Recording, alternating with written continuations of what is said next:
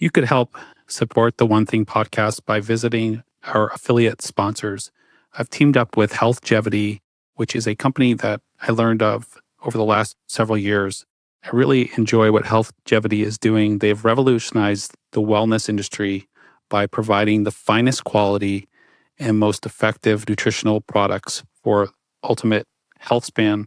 They work in tandem with doctors, patients, and researchers to design real advanced formulas that, frankly, I have not seen done on this level before. Please visit them and see what they have to offer. If you find various products that you're interested and you're looking for a discount, you can enter in the code One Thing, all one word, One Thing, for a 10% discount. This will not only provide you access to excellent health supplementation products, but also will help support the podcast. Thank you so much, and I appreciate your support. Welcome to episode 119 of the One Thing podcast. On this episode, we welcome Danielle Pashko. How does someone go from the picture of perfect health, drinking green juices, doing yoga, biohacking, to spiraling into vertigo, Lyme, and long COVID, and then rebuilds herself through Qigong, visualization, and even other forms of martial arts, such as Kung Fu? I'm joined today by Danielle Pashko, a functional medicine practitioner who has learned firsthand that healing isn't always about more supplements, better protocols, or the next biohack. Sometimes it's about slowing down, going inward, and hacking the one thing that most of us ignore, the soul. In this conversation, we explore the limits of functional medicine, why the nervous system holds the key to healing, and what martial arts taught her about recovering her vitality. Danielle's story is raw, moving, and filled with insights you won't hear from the average health practitioner. So whether you're a practitioner rethinking your protocols or someone in the middle of a healing crisis, this episode might be just the reframe you've been waiting for. Danielle, welcome to the One Thing podcast. It's so great to be here with you again today. Thank you for having me. I'm excited to be here. Yeah, I've enjoyed getting to know you a little bit, following your work a little bit, and just communicating with you. I'm very excited to get to know you even more. And, I thought it'd be a great place to start just hearing about your healing journey. It's been very profound to learn some of the things I've learned about it. I'd love to start off to hear your entry into functional medicine and integrative medicine and holistic medicine, kind of the point where you realized that conventional paths towards your personal healing weren't working or even making you sicker. What was that moment or what was the accumulation of that process? So there's usually an event that happens that brings people into this line of work in the holistic health world.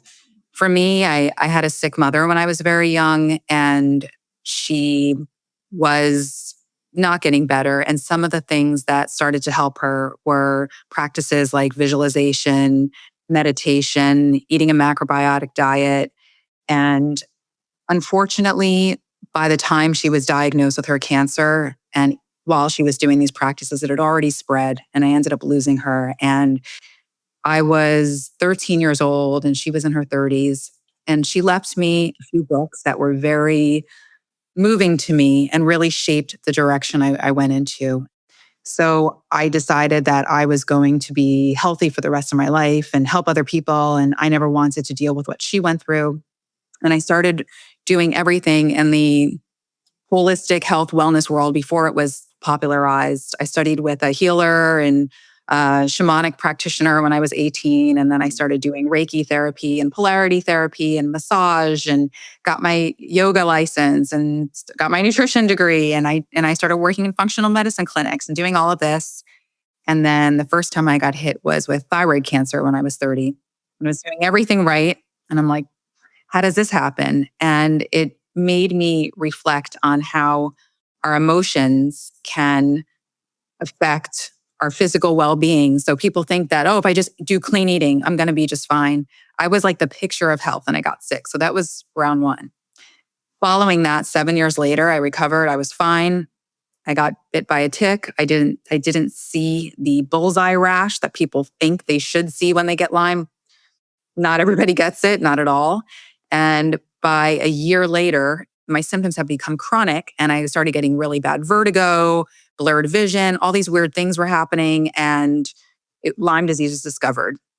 I actually did start to get better using the functional medicine route, lots of herbs and supplements and practices like ozone therapy and peptide therapy. And all of that stuff worked the first time. Fast forward 4 years later, I'm feeling great. I get COVID and it's like Lyme on steroids. At that point, I tried to retrace my steps with all the modalities that I thought should work and all the biohacking tools. And I was getting nowhere and I was getting worse and worse. And that's how I started moving into alternatives because I didn't know what to do. And I was embarrassed as a practitioner that I was like, why can I not get better? That's fascinating because, the alternatives to the alternatives, Yeah. it's like most people might see this and say, well, those functional medicine treatments, why weren't they working at that moment? Then you found even a deeper sense of modalities or routes to your own healing process. I'd like to sort of back out before going into that deeper and just sort of talk about some of the things that you found with functional medicine that weren't working for you. I think you've called it like a grenade approach. And I'd love to kind of hear that and why it might have not worked for you the second time around. So I think functional medicine is great and I have a deep respect for it. I've pretty much the span of my career of 20 something years, I've worked in functional medicine clinics. And I think a lot of the therapies are very effective. But the thing that I came to recognize is that your state of being, your nervous system, your ability to handle stress plays a huge role. So if someone is living in this constant fight or flight, which is me, because this is my third health challenge, and I lost it. I literally, I had survived a lot of things in my life, and I was very resilient. By this time, I was like, "You have to be kidding me!" And I was in such a state of panic that all of these therapies that work for somebody who is maybe dealing with something kind of acute, or maybe their immune system's good and they're kind of relaxed, and these therapies that I did will actually work. But for me, I was so off the ledge with my emotions that nothing was getting through to me, even how powerful it could have been. Now I'm actually doing some of those therapies and they're taking because I'm more regulated. Mm-hmm. And I think that is an issue with many people who are going to wonderful naturopaths. I'm a huge fan of naturopathic medicine. So you're like the original functional medicine doctor. Like that's where it comes from. And so much of this really works. But if someone is just so stressed out or they don't have a belief system that they can get better, they're fighting a really hard battle. Yeah, it makes a lot of sense. And, I think COVID and long COVID really put on the stage this scenario, like more in the public eye than ever, where this has been going on for years and years and years in certain conditions, this dysregulation. And I think COVID's put some research behind it and helped formulate language. And what you're expressing or describing to me feels like, when the systems have completely gone out of whack, out of balance. And, in a sense, these scenarios happen in an ER in a more acute setting. And there's a lot that's needed for stabilization in a ICU and an ER. But in the chronic world, we don't think that. Right. And so I'm curious, is the modalities that you found most effective, do they fall into the realm of stabilization, creating safety, creating a sense of homeostasis that where it was like a deeper level for you? Yes, definitely getting into a place of feeling safer in my body. So when I started doing some of the practices to get more grounded and work on my nervous system, other things started to take better. So for example, one of the practices that I did is I always meditated and that was a big part of my life, but I got heavy into visualization. And that was very, very calming for me. And every day I would visualize not only myself well, but I was visualizing myself doing martial arts, which is something I had never practiced in my life. But in my head, if I could see myself in this position of doing these moves that I memorized from watching like Bruce Lee movies as a kid, like then I knew that I had strength. So I would watch that and then I would come out of my visualization and say like, but how am I going to do that? I'm too sick. So I started off, I found an amazing teacher. His name is Sifu Gary Tong. And he started working with me on Tai Chi and Qigong and grounding practices. And that was very stabilizing. Like I was suffering from such vertigo. I also had a condition called POTS, postural orthostatic tachycardia syndrome. My heart rate would race, my pulse would drop. I felt like scared to even be outside. And I wouldn't even take a class with him with a bunch of elderly people and I'm a former yoga instructor because I was like, what if I fall down? Like I did not feel balanced. So I started working with him doing these practices and I started feeling like, wow, like my POTS probably left within 2 months, month and a half. My vertigo started to go. I started to feel better. And as that started to happen, then the dietary shifts that I was working on, because I was trying all these different diets, the autoimmune protocol, I was doing a low histamine diet, like nothing was really taking. But then once I was more regulated, I started to wear a glucose monitor to see what was going on because glucose dysregulation happens a lot when people are dealing with these chronic conditions. And I found that foods were affecting me in a very strange way and affecting my blood sugar. But I was able to make dietary changes based on those readings. And while I was getting more stable, the diet started to take and the supplements started to work better. So all of these things started to work once my body started to relax. Yeah, very interesting. I want to come back to that because I think a lot of people can relate to, wanting to do all these things, but feeling so ill that it's really hard to even just do basic needs. And so I want to come back to that in just a moment here, because I think that's a very important process you went through and how you broke through those barriers is really profound. If it's okay, I'd like to talk more about your mother and the legacy that she left. It sounds like she was really into holistic healing. What do you think brought her in that? Was it her illness or was she always on that path? So I believe it was her illness, but her best friend, Beverly, who is now like a mother figure to me, was very, very spiritual. And because of her journey, Beverly had chronic fatigue syndrome and she was almost bedbound and she became very spiritual, started reading all these books because she was trying to deal with her own illness. So she started sharing books with my mother that really helped her coping. And one was Love, Medicine, and Miracles from Dr. Bernie Siegel, who was very popular like 35, 40 years ago. And he talked about the connection between happiness and how it can affect our immune system and our healing. And he worked with many cancer patients. And I saw this firsthand with my mother because she was in a very abusive relationship with my stepfather. And he would be very cold and mean to her. And when he was very mean, like her symptoms would be terrible. And then in the summers, we would go to upstate New York and we would be with her friend Beverly. We would leave the stepfather.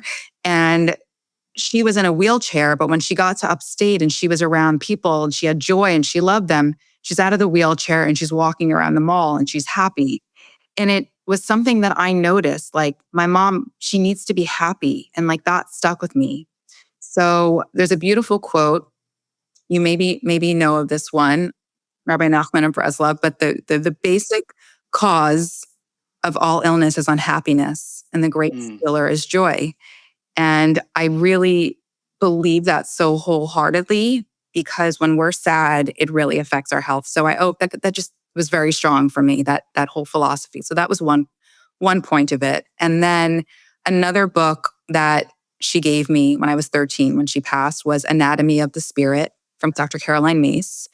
And that was another person who talked about how it was like the chakra system and the different organs in our bodies, which are connected to our emotions, and how when there's trauma there or pain there, how the energy is not flowing freely. And then we move into dis-ease. So I started getting these concepts as a child, like that makes sense. And also she was very big into Louise Hay, who was the queen of affirmations. She healed herself of cancer.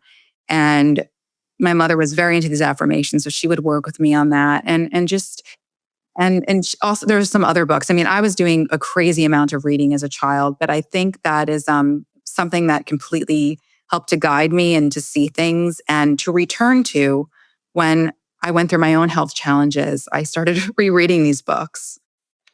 Amazing.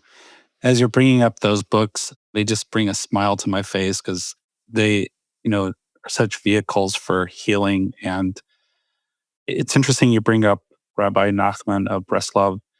I know when I had some very specific challenges in my life, certain things like wisdoms from the Baal Shem Tov, like think good and it will be good. And I remember, when those messages came to me feeling overwhelmed by that. And I wonder if you experienced moments, even with all these mindset books, where you're just like, no, this is not good. And you go through those points, those flexion points where it's, there's so much despair and you have to kind of overcome that.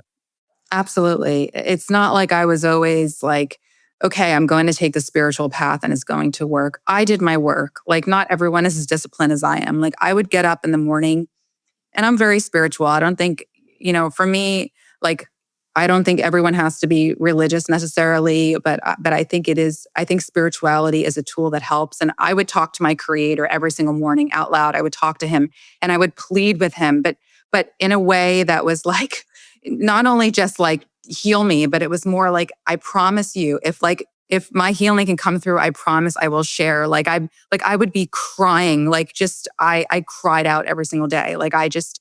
And I didn't know if I would get answered because it was like, I'm like, okay, well, why is this happening? And there's also like Maimonides, who talks about a lot of illness is from the soul needing a correction. And then I started thinking, is this a physical problem or is this a spiritual problem? What have I done wrong in this life or a past life to have this kind of karma? Like, what is going on? And so there was all of that. And then I would go to the Joe Dispenzas of the world and I would say, okay, I'm going to do these deep visualizations. And that is really when the turning point actually happened. Doing all of this with the visualization, I saw so clearly like who I was in my future self. And I really think that is what ultimately attracted the people in my life who showed up. One being my martial arts teacher, but he's more than that. He's also a healer. And then some amazing people, and just reconnecting with all these special like people who were doing this kind of work. And I felt like they came to rescue me, but it was not in an instant. It was a 3-year period that I went into despair, like really bad. I mean, there were times I had recently gotten married and I would say to my husband, like, when a dog is sick, like they're put down, like I am used to being well, like I shouldn't suffer. Like, I don't want to live like this. Like, this is not acceptable. So I definitely had my moments. I definitely cried my eyes out. And many doctors that I went to, because of the diagnoses and all the labels they were giving me, were scaring me even more, that it was just completely deflating me. So I went 1 year, and this was the year that was the turning point for me. I didn't see anyone. I was like getting my lab work done every 2 months. I was lined up with doctor's appointments. Nurse was coming to my house, giving me therapy, IV immunoglobulin therapy, all these treatments. It was like I had no time to work. I was still trying to work, even though I was not doing so well, but I was trying to distract myself. But I just like everything was a doctor's appointment. It was like this point. And I said, I'm just going into healing. And if something happens bad along the way, like I'm like, there's nothing worse that can happen than what I'm already experiencing. And I just went into faith and I went into healing. And I was shocked that within 6 months, my body had changed so much from being like barely left the house to practicing Wing Chun Kung Fu, which is a practice that Bruce Lee does. Like that is how much healing I experienced. So it was really a moment for me to say like, this is really possible. This stuff is real. Like it sounds woo, but like it's not. And I just want people to have that hope that they're not the diagnosis that their doctor gives them. Like I understand, like there are major, like yes, cancer, you have like a diabetes, things like I get that. But when it's one of these chronic things, and it just like, don't feel like it's a sentence. Yeah. And that's what I try to help people with. Yeah. It's great to hear, sort of a very real experience that you had. I think that's calming to people to know that you had your moments of despair and questioning and I think also, having a relationship with a higher power source or whatever people want to connect with that's bigger than ourselves. It's great to hear that it was authentic. Like it was a real conversation between you and, like a higher power, just to know that you had that authenticity to really plead and cry out. I think it's healthy. I'd like to also connect with Carolyn Mize. She has a book I remember reading called Why People Don't Heal. And I remember unpacking that in, I think, my first or second year in practice and going into that because I was also taking my son through a cancer treatment and trying to figure out all the different ways that we could help him get through this. And one of the things she said is that the quality of being open to change is a core element of healing. And first, I want to hear your thoughts on that. And then second, I want to hear, did your transformative experience, did they feel physical before they felt cognitive? Like, did you experience them in your body and shifts in your physiology and in the way you felt before you could figure out like what just happened? Or did it start cognitively and then, sort of you followed like a procedure and then the physical? So it's a combination of both. I guess it was more cognitive in that I knew the outcome that I wanted. In my mind, I wanted my strength back. I wanted to help people. I wanted to be doing martial arts. Like this is all my visualization. It was more in my mind before it actually happened. But then like the belief, is it really going to work? Wasn't really there until I started seeing proof in my body. So then once I started seeing these shifts, like they started to physically take on, I was like, oh my God, like I used to have to wear these like glasses all the time in the house because I couldn't even, like my vision was so blurry, and they weren't even prescription glasses. They were like to just tune out light or my vertigo, or being able to like, I couldn't go into like supermarkets or malls. Like I would just, the light sensitivity would like knock me out. And I'm like, wow, I'm not experiencing this. And oh, wait, I'm not tired. Like, where's my fatigue? And as these things started happening, it was reinforcing like, Danielle, you're actually starting to heal. Like, I pray that this sticks, but right now you're starting to heal. And I was like believing it in a way. And then I remember my teacher like was showing me like, look how much better you're doing. And he knew how much like I had told him about like my dream of doing like really getting into Kung Fu besides the Tai Chi and the Qigong. And he said, I think you're ready. And I'm like, you think I'm ready to go take like a Kung Fu class? Like I'm think I'm going to die. Like he said, just go at your own pace. Remember, like use your Tai Chi breathing. Don't burn out. Just go in like very like intentionally. And if you can't do something, you'll sit down. And I remember I found this studio in New York City, and it was like 6 flights to walk to the top to get there. And I'm like, okay, I'm already tired by the time I got to the top. But then I'm telling this teacher, like, who doesn't know about like Lyme and long COVID, it's so like foreign to them. I'm trying to explain my situation. And I'm like, if I pass out, like, and this whole song and dance about like what can happen to me. And then I totally kept up and I was fine. And then I was like, that was like more reassurance. Like, wow, I was able to do that. And then I just kept going. And it's been almost 2 years now.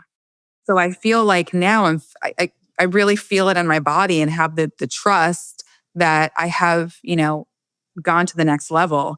Can I say that I'm 100% perfect and I never have a bad day?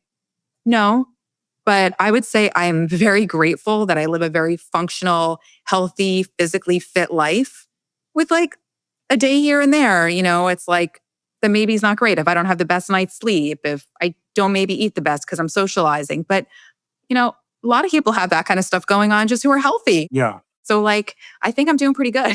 Yeah, exactly. Yeah, I think when you've been through something like you've been through, it's like the new normal. You're still kind of feeling your way as to like, well, this is just regular or this is connected to, my past health issues. But you're right. Like most people who have not been through a major chronic illness have a day or two here from time to time that just like they need to rest or they need to recover. So that's really fascinating. So with Wing Chun, how did you find yourself to that particular form of martial arts? It seems like it has a connection that I'm curious if the connection was that it was founded by a woman or if you just happened to fall upon it. So I had seen some Wing Chun studios in the city years ago, and I almost started to practice. I remember passing one right around the time I got Lyme in 2018, and I wanted to do it. And I would always, because I lived near there, and I was like, oh, Wing Chun, And then I remember going to speak to someone about enrolling, and then I started feeling symptomatic, and I thought, oh, I can't do this. So I always had it in my mind. And then my teacher, who was teaching me Tai Chi and Qigong, said, Wing Chun would be a good practice for you. And I thought, that's interesting because I had always wanted to do it, but I did not know the rich history behind it, that Wing Chun was founded by a Shaolin nun her name was Wu Mei, and she had one of her students whose name was Wing Chun. And this female ended up teaching it to her husband. And then he started teaching it and it was passed on through the lineages. And then now like it became popularized through Bruce Lee and Yip Man.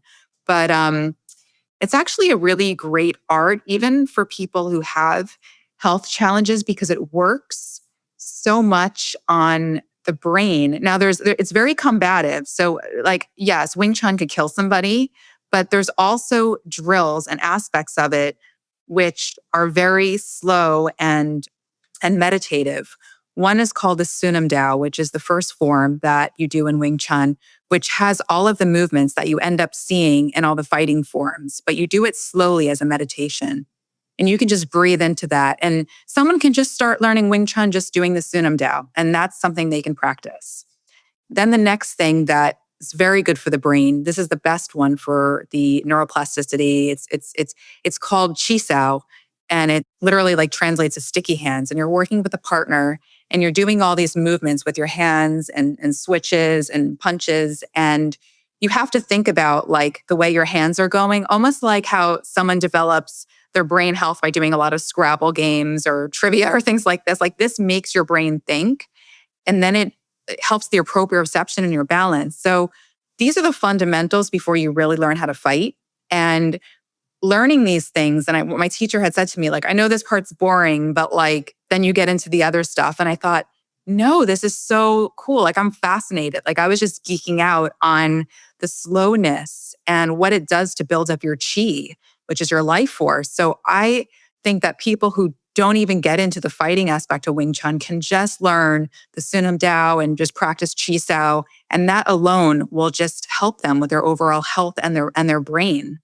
Yeah, I always wanted to see a video fluoroscopy set up and watch what's happening in the nervous system during martial arts or Qigong or something like that. Because just it feels when you're doing it, just there's so much connection between your nervous system. And, obviously that's one of the benefits. Do you find yourself having it be like a daily thing that you do now? Or is it more of a part of your plan, your weekly plan? No, it's daily. So the Kung Fu, I would say I practice about 4 days a week, the Wing Chun. But despite doing that, the Qigong and the Tai Chi, that's daily. And not only, there's different types of Qigong that I do, but even some exercises are very strong, especially for like fatigue. And there's one principle in like traditional Chinese medicine, that we want to keep the head cool and we want to keep our belly warm and bring the heat down. And the reason for that is a lot of people have a lot of headaches from overthinking, or they have a lot of digestive issues because the stomach is too cold. They need that digestive fire. So I do a lot of intestine exercises. I will not have one day where I'm not doing that, where I'm either hitting my stomach, you can't see it now, or I'm laying on the ground and I'm in like a bridge position and I'm lifting my pelvis up and I'm doing these intestine exercises where I'm breathing in and out. You can't see it, but I'm doing that. And I'm squeezing my perineum at the same time, which they call the lower gate. Whereas in yoga, they call it mula bandha. It's like this, where you're squeezing it, almost like Kegel exercises. And you're doing this and it starts to bring the energy down. So you're not having all these issues with headaches, stomach aches, and also it helps with fatigue. Additionally, even exercises like toe tapping. So if your legs are like straight out like this and your toes are hitting like that, as you can do this laying down. So even a very sick person who doesn't have a lot of mobility but just taps their toes, that can help with things like overthinking, insomnia. It brings the chi down. So I will do that like at night if I'm feeling like, God, it's like 9:30, I'm not tired yet. I'll do that. And there's another pose that I love, it's Qigong. It's called Sleeping Tiger. You're on your back and your feet are 90 degrees and your hands are up. And the energy starts to flow into the palms of your hands. And as your feet are up and you start to activate your core. And like, these are all Qigong things that are not, I mean, I do a lot more besides that, but these are really for everyone. I mean, I work even with people who have Parkinson's and they're able to do these exercises. And it's so good for them because if they start to notice like, wow, I feel better because I'm sleeping better. And a lot of people who have chronic fatigue or these kind of issues also have adrenal dysfunction. And because of that, they're wired and tired. They're exhausted in the morning and then bedtime rolls around and they're wired. So it's like to be able to teach them these tools that they can bring down the energy, sleep better. That way alone, they're starting to feel good. And now these practices are not as challenging as people think. That's my point. Yeah, I mean, if there ever was a time for somatic work, it's now. We're seeing so many people are in this cerebral state of mind looking at computers all day long. Yeah. And, we're headed towards artificial intelligence and more people getting disconnected from their body. And, the fact that you have that as a daily practice is really inspirational, that you don't just dip in and out of it. It's part of your foundation of who you are. Yeah. So I'd love to go into some of the modalities that you are using with the people you work with and just kind of go through a few things. I was really interested learning about your nutritional philosophy, how you don't believe in a one size fits all nutritional approach. And you even took a route of going down the carnivore route for a while, even though I think that's always raises a lot of controversy. It did for me too. Yeah. Yeah. And I'm just curious, like your nutritional philosophy with the people you work with and how carnivore shaped your approach. So it's not something that I would stick with long term, although people do it and they claim they feel great. And, if they do and their lab work looks good, like, okay, like good for them. But I noticed that because I work so much with the chronic illness community and many people have mast cell activation syndrome and they are very sensitive to a lot of environmental triggers, high histamine foods, maybe just foods in general. They have so many food allergies. They're the type of client who's like, I can only eat 5 things, right? And I found that a lot of these people, that maybe some of the things that they were gravitating towards, because vegetables are healthy for many people. And there's, people always talk about the benefits of a vegan diet or plant-based. And I understand that if you're perfectly healthy or even if you're just not dealing with something like this. But for some people, and including myself, I had a very vegetable rich diet. I was doing a paleo and /AIP diet. I mean, I would say my diet was mostly vegetables with a little bit of like protein. and maybe like a little starch here and there, maybe some quinoa, brown rice, something like that. And I became very sensitive to lectins and the vegetables, oxalates, histamine, things like that were really flaring my symptoms. And I was like having really trouble trying to figure out what is throwing me off? Like I look well, I'm in great shape, like aesthetically, but like I feel terrible. Like what is going on? Like how can this pristine diet be making me feel so horrible? And I was also having a lot of vertigo. So I started to wear a continuous glucose monitor, which is a great tool for people. And I do recommend it for a lot of people in general if they're like suffering with these mystery symptoms or food sensitivities. And to my shock, I was like, wow, this healthy pea protein shake that I'm having in the morning with like spinach in it and just like low glycemic berries is spiking my sugar and I'm completely dizzy afterwards. Like, what's that about? And I realized like that was not good for me, or other foods that seemed so healthy were not good. So I said, let me just try this carnivore diet, because a friend of mine who was also a practitioner said it may just work for you temporarily and help some of your neurological symptoms. And I was like, oh, that's terrible. I'm so afraid to see like my lipid panel afterwards, because my cholesterol, everything, triglycerides are going to be terrible. But it didn't turn that way. And it actually helped my brain in a major way. So I didn't just do red meat, but I would have like, maybe in the morning, I would do some egg yolks, because sometimes the egg whites can be inflammatory for people. So I would have like egg yolks for breakfast and maybe like a small piece of meat in the morning with it. Or I may have a piece of salmon with avocado, or some chicken breast with some fat on it. And like I was alternating, and really I saw the readings on my glucose monitor, how stable my blood sugar was, but also I was feeling really well in my brain when I was having a lot of this neurological stuff. So I thought, this is interesting, but I knew it wasn't a long-term solution. So as I started doing in conjunction with all the nervous system work, then I started adding back things one by one. And now my diet is more like omnivorous. Like I eat a lot of things, but with attention to not eating too many lectins, not having too much histamine. Like I'm more careful, but I'm not like so restrictive or that I can't enjoy myself. And one interesting thing I'll tell you about that is this happened to me twice. So one trip I took was to Punta Cana, and I ended up spending so much time at the beach doing Tai Chi Qigong, rented a house with a bunch of people, forgot all my supplements, and I had to kind of eat what everyone else was eating. I asked a chef to make some special stuff, but just being at the beach and being in the salt water and doing my Qigong every day, and I was not using Wi-Fi, I had no symptoms, and I did not eat great.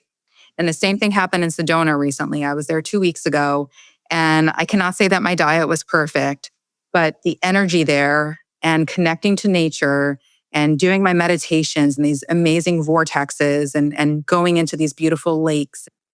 Honestly, I felt great, and I can't attribute it to my clean eating. So I think it's a combination. Yeah. Wow. But you said two things that really stood out to me. Is you made a comment of your experience with the carnivore and how you approached it with like more of a wonder and an interest and curiosity as to what your body was doing. It seemed like you weren't sort of entering it from like, this has to work. You were just sort of entering it with curiosity. Let's see how this goes. And then the other thing I really like that you're sharing is how you've graduated to more of a light version of it. And, you're not stuck in the beginning, Yeah. which I think some people who are do-it-yourself approach, which, there's good reason for people to do-it-yourself approaches, because there's a lot of judgment, there's not a lot of support, and sometimes they don't get that message of how to graduate, or they're not shown that path of becoming more flexible as they heal. So that's really good. And it's also great to hear that you weren't driving through McDonald's and ordering 10 McDonald's hamburgers and throwing out the buns. No, man. I see that like in part of the carnivore community. I guess it's really cost effective though. So that makes sense. Right. It's just that it's like it's so unhealthy. It's like the Atkins days back in the day. Like just because you're eating, a high protein, low carb diet, like you don't need to cook everything in bacon grease. Like it's just, it's finding a healthy way to do it. So my diet is very healthy, but I also think for our mental health, I think it's important to be able to socialize, have friendships, not feel like the weird one in the room who's like bringing your own food everywhere. Like I get it in the beginning. You have to, maybe you want to do that or you're not eating out so much. Like I had to quit alcohol. That's one thing that just did not agree with my system. And that was probably the hardest thing because I was never a big drinker. Mm. But I mean, I'll tell you, I always really enjoyed a nice glass of wine. Like that was just so much pleasure for me. I think I like that more than food, truthfully. But I know that just doesn't work. So I've changed the way I socialize. I try not to make it around like going to bars or meals. I try to like do like healing is about coping and about changing things up. So like that's one thing, like my socializing becomes different. Now it's like I like to meet friends in the park. I like to go for walks. I like to do things outside like that. And I have the energy to do all that, thank God. But it's like, it's not the old patterns. And so for someone else, like, oh, but I can never have this again. We'll try to think of a workaround of some way that you can incorporate this new type of life, but you can like make it fun and invite people in. I mean, my husband's doing it now. Like he would wake up eating a bagel every morning for breakfast, and now he's just sort of like, not because I pushed him, but it's like he's seeing how well I feel. And he does the exercise with me in the morning and he's starting to eat this way. And he's like, it's not that bad. So it's just a matter of like getting people on board and hopefully they'll want to get healthier too and not judge you. And, Yeah, I mean, I think that's the biggest thing I've learned with skeptical approaches is, just have people see how they feel and, their body will tell them if it's right for them or not. You can think about it and talk about it as much as you want, but an experience really shows you, whether something is a good approach or not a good approach. So it's great to hear. It's really refreshing. Before we wrap up here, I want to spend a little time talking about Soul Hacker. And I also want to first bring up something that I think is a message that I really want to hear what you have to say about it. But this concept of, all these things that we're told to do for our health, it's overwhelming. Like, people got to work, they got to drive, they've got to shower, they've got to eat, and then all these other things on top of just day-to-day living. How have you valued consistency over intensity or consistency over volume? Or how have you found that sweet spot for yourself? And how do you share that with the people you're working with? Like, are people left with a choice or a way of navigating what's going to be sustainable for them? How do you find that sweet spot? It is a lot of practices that can seem definitely overwhelming. But I think when you've gotten to a point where it's sort of like do or die and like you have to, then it becomes more of a priority, more than anything, over making money, there's nothing that's as important as your health. So I don't think the rigidity and the intensity of everything has to be like full force, but I think you need to maintain at least pick your rituals that you're going to stick with every day and good time management to allow yourself the time to do these things so you're able to. Yeah, it's like if you're trying to heal and you are in a position where you need to roll out the door like first thing in the morning and you don't have any time and then you're like you just grab a coffee because you're so tired. It's like that sets you off in a bad cycle. So trying to find out a way that you can have the time management, whether the morning or whether it's the evening, to do these things. But I think you really do have to plan ahead. And it does sound a little daunting in the beginning, but it's just like once you start to see the progress in your body, you're going to know that it's worth it and you're not going to want to stop. But I've leaned back a little bit. I'm not as intense with every single thing, and I don't like beat myself up if I can't get everything done in one day. I mean, with all my rituals, if I did everything like all in one shot, it would take like like 2.5, 3 hours. So I try to a little in the morning, a little in the evening, but also in between work, like when you're on your screens and you're like that's a good time to walk away and do Qigong for 10 minutes. Like that's what I try to do because it's not healthy for any of us to just stare at a screen or just be in meetings all day. So do a little bit in the morning while you're working, take a break, and then maybe before bed. Yeah, very nice. I'd like to just add one more piece that I think there's a good message going around.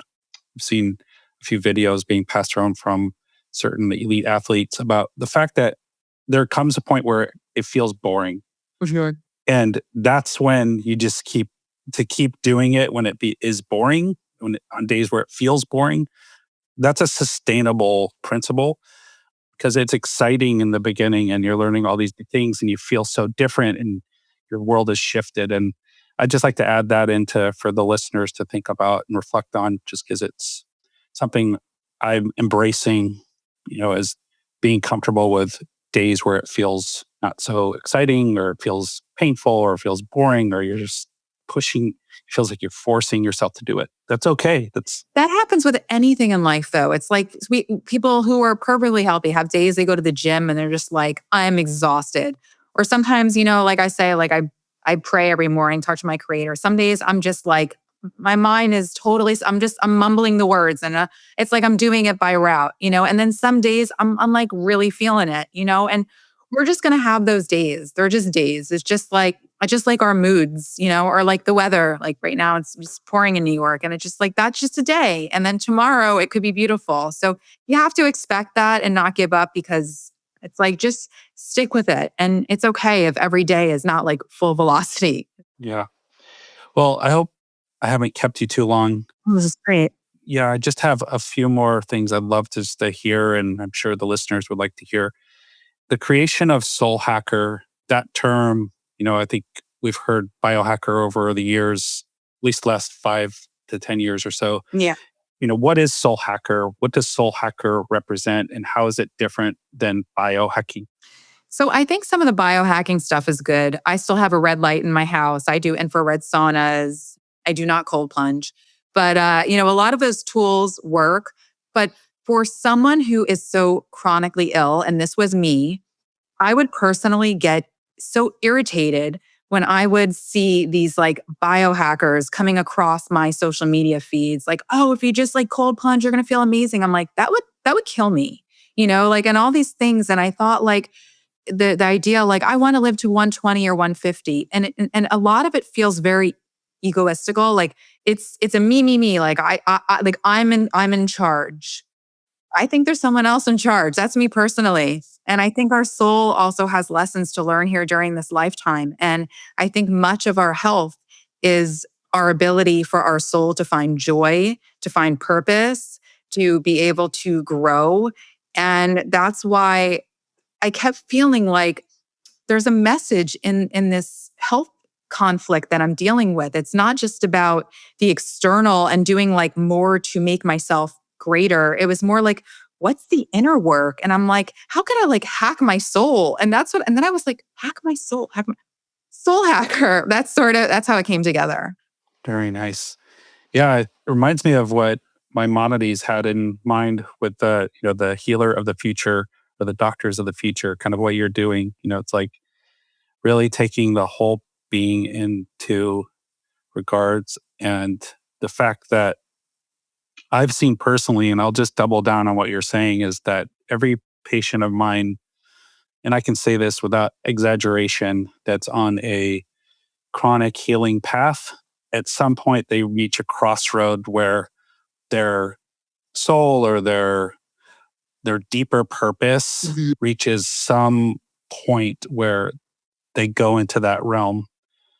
And, who knows if that was the reason or the illness was the teacher, but I've just seen it and I am almost like sometimes I'm the person that's meeting them at that point and other times someone else is, but it's part of the journey. And it's nice that you've created a place that has the framework of supporting the entire journey of the healing process. Because, just taking a medicine or just changing your diet or, doing all these biohack things is not the whole picture, but you're kind of incorporating all these different elements, the spirit, the mind, the visualization. So it's exciting.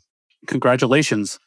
Thank you. And I think the work you're doing is amazing too. I think it pairs nicely. I think the more people get more rooted and start feeling good and start feeling calmer, the more they can receive, especially do well with therapies like yours, because they're in a place that they're able to tolerate things in a much better way. So I think it really goes hand in hand. I'm not against doctors. I'm not against, functional medicine or any of that. I just think that, this is a good place for people to have this in their life as well. Hmm. Great. So, how do people get in touch with you? And are you accepting clients right now, or are you doing any type of programs? So I'm accepting clients. I'm also doing a retreat in Arizona at the end of October, which is going to be small. And it's for people who are looking to really work on this nervous system work. And we're going to be doing a lot of exercises using meditation, visualization, Tai Chi, Qigong, energy healing, and speaking about nutrition.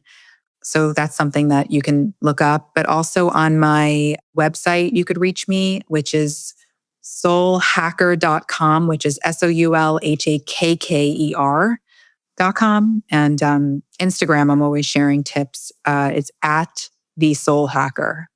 Great.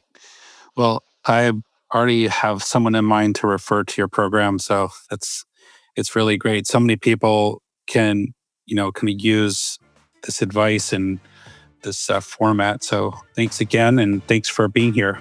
Well, thank you. Thank you so much. You're welcome. Big thanks to Danielle Pashko for coming on and sharing her powerful healing journey from thyroid cancer to long COVID to soul hacking. You can find her at soulhacker.com. That's with 2 Ks. And on Instagram at the Soul Hacker. If this episode reminded you of someone going through a health journey or someone possibly stuck in functional medicine fatigue, please send this their way. Sometimes hearing the right story at the right moment is the first domino to fall. And as always, links to everything we discussed are in the show notes at onethingpod.com. Make sure you're subscribed so you don't miss upcoming episodes. And if you've been enjoying the show, a quick review goes a long way. I'm Dr. Adam Rindy, and this is the One Thing podcast, where we explore the single pivot point that can change everything. Thanks for tuning in, and we'll see you next time.